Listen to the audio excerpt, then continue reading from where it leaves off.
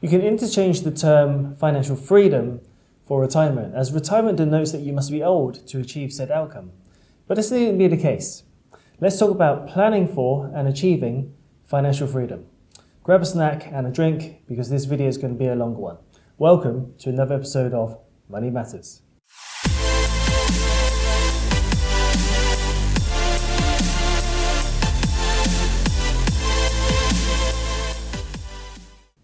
What is financial freedom?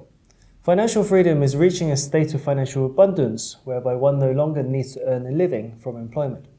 There are no more Monday mornings, no more overtime till midnight, no more missing of our children's school plays, and plenty more time for our own passions. It should be noted that financial freedom is not the same for everyone. It does depend on your lifestyle aspirations. Given it's not realistic to perpetually travel the globe as if there were unlimited funds at your disposal. No. The level of lifestyle you aspire to lead determines the target you need to hit. Setting your target requires some imagination, some visualization. Your age may affect your lifestyle in that you may be more active during your younger years. Also, if you have children, they may be still dependent on your financial support at a younger age. Your interests and hobbies will give an indication of your lifestyle expenses. Also bear in mind that when you are free from having to work Monday to Friday, you will have a lot more time available to you. Therefore, you will be naturally spending more money. Unless you have relatively low-cost hobbies, such as reading, for example, you'll be spending money as soon as you leave your front door. Okay, let's say you have a rough idea of what level of income you will need to support your aspirational lifestyle. You will now need to factor in inflation. No one really knows what inflation will look like over the next 10 to 20 years, but as a general rule of thumb, grow your target income requirement by 3% per annum. So let's say you are aiming to become financially free in 10 years' time. You will need to grow your target income requirement by 34.4%. Now, we must need to estimate how much wealth you will need to accumulate in order to provide your target passive income. In an ideal world, you should be aiming for a sustainable income. Sustainable means that the withdrawals or income you take from the portfolio is less than the growth rate or yield of the portfolio. Therefore, if you have a portfolio of income generating assets and capital appreciating assets and the average growth is 10% per annum, the income you can take is less than this amount and the value of the portfolio will not drop. Also take into account that you would want your passive income to increase with inflation. So you usually want to give a little headroom to allow your portfolio to continue to grow. As a general rule of thumb, you should be aiming to take 5% of your portfolio's value as an income. This will give you the flexibility of taking ad hoc lump sums when you need them. You can of course build these figures into a cash flow model, but consider that year-to-year market performance is unpredictable and financial planning is not an exact science. Ongoing reviews of your progress is what matters most in achieving a successful outcome.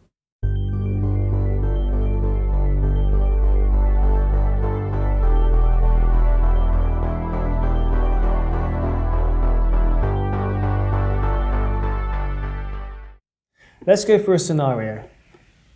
An individual in his mid-40s is an executive at a large corporation earning $2 million per annum, plus bonuses that average an additional $2 million. He has financially dependent children and has a mortgage to pay for. Family expenses are relatively high at this stage of his life.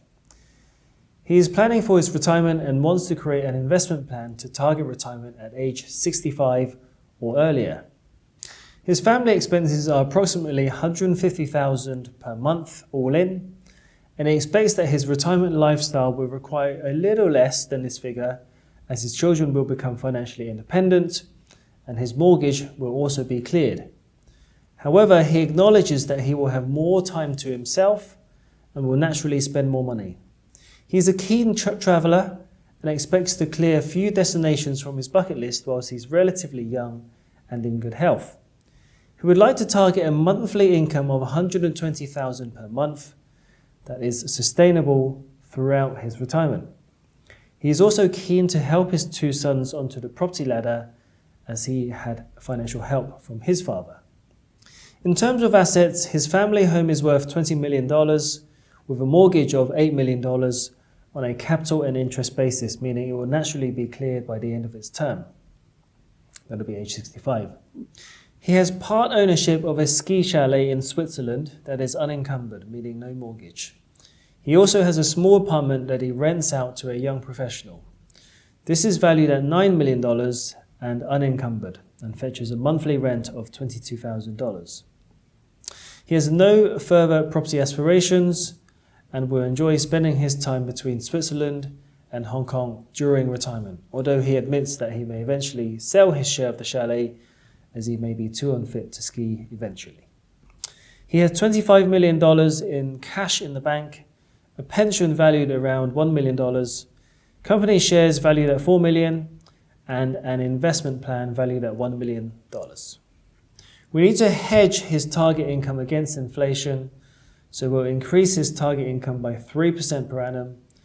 Over a 20-year time horizon, his target monthly income of $120,000 would have to be approximately $217,000 to be of the same value in real terms, which equates to $2,604,000 per annum.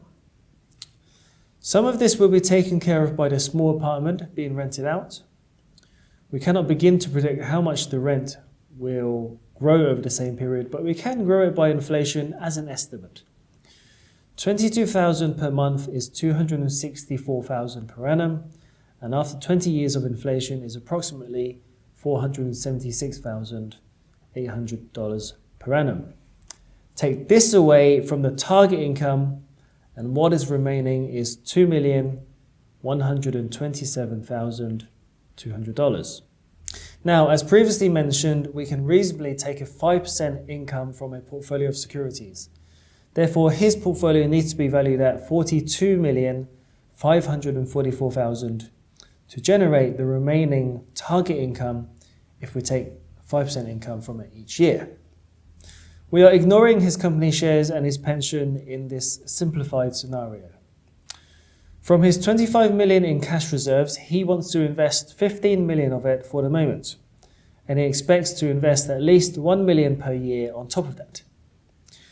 This is a portfolio squarely aimed at retirement, but he would like the ability to access it at a moment's notice in the event of any unforeseen circumstances. With a lump sum of $15 million and annual contributions of $1 million over 20 years, or $1 million per annum over 20 years, the growth rate of the portfolio only needs to grow at 1.4% per annum to achieve this target, net of all fees. There is an opportunity to retire early here, as it is realistic to expect a higher growth rate than this. Over 15 years, the required growth rate is 3.1% per annum to achieve the target, and over 10 years, the required growth rate is 6.5% per annum. In this scenario, these projections offer a positive outcome as it clearly demonstrates he is able to achieve his retirement goal, as well as having some added flexibility. He will also have some options in helping his children onto the property ladder, which is beyond the scope of this video. There are more sophisticated ways to model wealth accumulation and retirement cash flow, but this again is beyond the scope of this video. Furthermore, financial planning is not an exact science. Market forces are beyond our total control, and these projections act as guidance.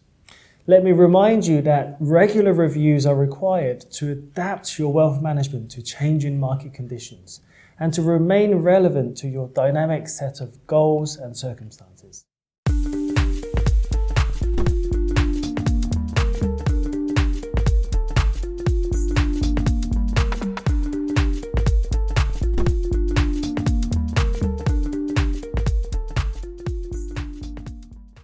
Now, let's talk about accumulating wealth, and we'll go in the order of age, starting from the first years of earning income after formal education.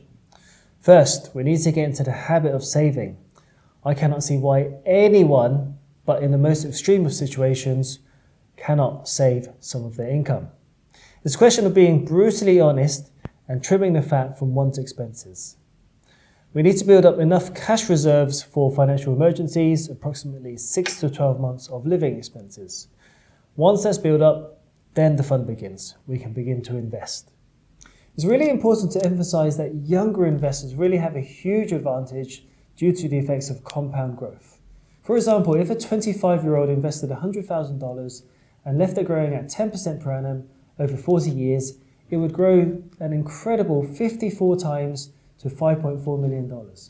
If he also contributed an additional $10,000 per month, it would be an unbelievable $69.7 million. In reality, an investor will have many costs during his lifetime: school fees, deposit for a home, etc. Therefore, it is unrealistic to invest without the need for some withdrawals along the way. The main point is that the amount of contributions and the amount of time they are invested for are both major factors that determine the outcome of the investment. The other two main factors relate to the investment growth and also the cost of the investment, which equate to the net growth figure. Manage the expenses and keep making large contributions. Pay raises are a good example. It is relatively easy to save pay raises and bonuses, as these don't form part of the current living expenses. So unless it's already been allocated, it is just easy to save this money for the future. In terms of investments, focus on the underlying assets instead of just the investment product or its features. Stocks and other equity-based assets make for good assets to hold over the longer term. No need to be overly clever here. You can track a range of major indices for a well-diversified portfolio that largely grows with the global economic development. Remember that through the peaks and troughs, global markets eventually keep rising. If you have time on your side, you can be secure knowing this fact. Don't be tempted to keep buying in and out of the market thinking that you're mitigating losses and making gains. A buy and hold strategy works out better for all but the most accomplished of investors. A good vehicle to hold your investment assets should be relatively low cost, transparent, and flexible. Seek help from a professional if needed. This will save you time, help you build a right investment portfolio, and provide ongoing management of your investments to adapt to changing market conditions and evolve with your personal circumstances and objectives. If you pick the right professional help, this will provide you peace of mind knowing that your investment affairs are in order and your money is working as hard as you are. Remember that investments are dynamic in nature. They require constant monitoring and adjustments to end up with a successful outcome. Keep those expenses in check and maximize those contributions. Investing is seriously good fun, and there's no better feeling than watching your wealth grow to incredible amounts and eventually onto financial freedom. I wish everyone all the best for your investment success. Thank you for joining me on this episode. Let me know what other topics you would like to hear about in future videos. If you've liked this video, smash the like button, subscribe, and I'll see you in the next episode of Money Matters.